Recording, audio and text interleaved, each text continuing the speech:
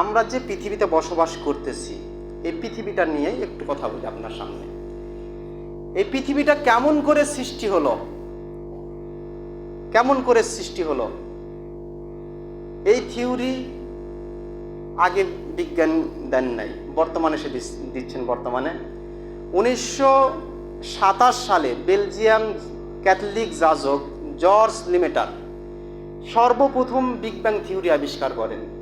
এই আজ থেকে 96 বছর পূর্বে তিনি বিগ ব্যাং থিওরি আবিষ্কার করে বলেন যে এই পৃথিবী, আকাশ জমিন একটি বস্তু ছিল। আল্লাহ সুবহানাহু ওয়া তাআলা এদের মধ্যে একটি বিস্ফোরণ ঘটিয়ে, পারমাণবিক বিস্ফোরণ ঘটিয়ে আকাশ জমিন চন্দ্র সূর্য সবগুলোকে আলাদা করে দিয়েছেন। কত বছর আগে? মাত্র 96 বছর আগের তথ্য এটি। 1927 সালে তিনি এই মত প্রকাশ করেন। অথচ কুরআনুল কারীম এই তথ্য আজ থেকে প্রায় 1450 বছর পূর্বে দিয়ে গেছেন। বলুন সুবহানাল্লাহ।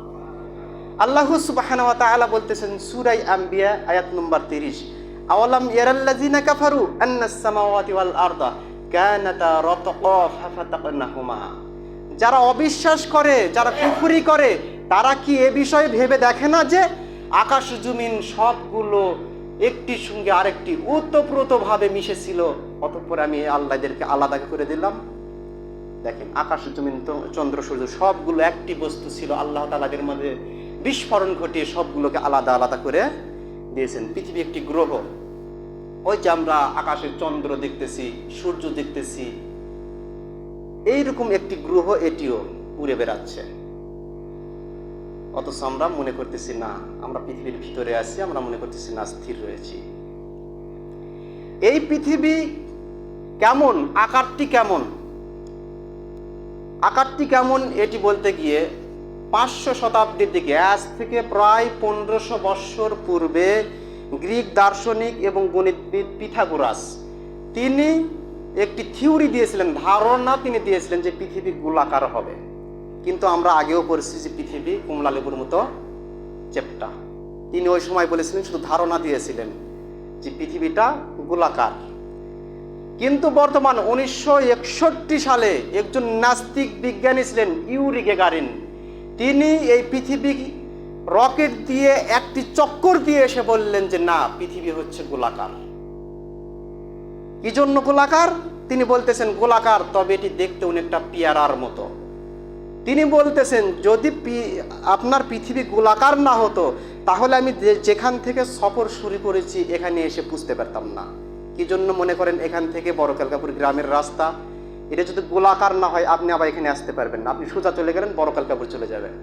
এবার বিলের চতুর্দিক দিয়ে যদি আপনি ঘুরে আসতে চান তাহলে আবার আপনি এখানে আসতে পারবেন। পৃথিবী যদি গোলাকার না হতো, আমি যে চক্কর মেরে আবার এখানে আসলাম, তাহলে আমি আসতে পারতাম না। এ বাদও তিনি যে ছবি উঠিয়েছিলেন পৃথিবীর, তিনি গোলাকার হিসাবে প্রমাণ করেছিলেন। এই তথ্য, এই ইঙ্গিত আল্লাহ সুবহানাহু ওয়া তাআলা 1450 বছর পূর্বে কুরআনুল কারীমে দিয়ে দিয়েছেন। সূরা নাজিয়া আয়াত নম্বর 30 আল্লাহ সুবহানাহু ওয়া তাআলা বলতেছেন যে এই পৃথিবীকে আমি আল্লাহ তাআলা বিস্তৃত করেছি। দাহাহা শব্দ এসেছে। দাহাহা এর আরেকটি অর্থ হচ্ছে গোলাকৃতির। ওয়াল আরদা বা'দা যালিকা দাহাহা, গোলাকৃতির, উট পাখির ডিমের নাই, একে দাহাহা বলা হয় আরবিতে। তো যাই হোক, এই পৃথিবীটা হচ্ছে একটি গোলাকারের মতো।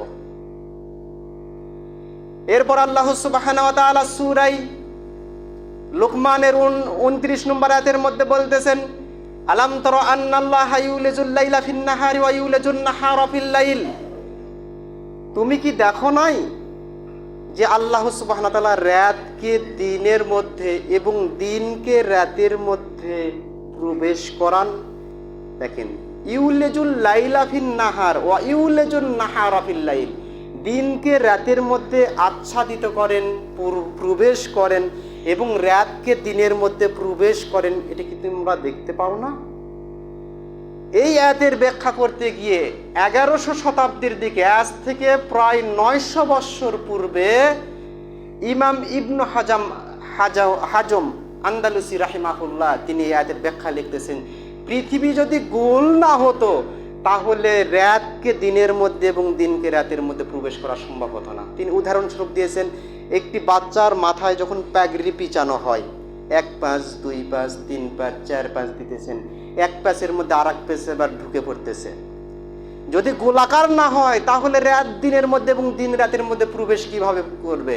যদি এটা গোলাকার না হয়ে যদি সমতল হতো, মনে করেন যে এরকম একটি কাঠ, এরকম দীর্ঘ দিন হতো, আবার হঠাৎ করে রাত, আবার দীর্ঘ দিন হতো, আবার হঠাৎ করে রাত, হঠাৎ দিন হঠাৎ রাত হয়ে যেত যদি এই পৃথিবীটা যদি গোল না হতো।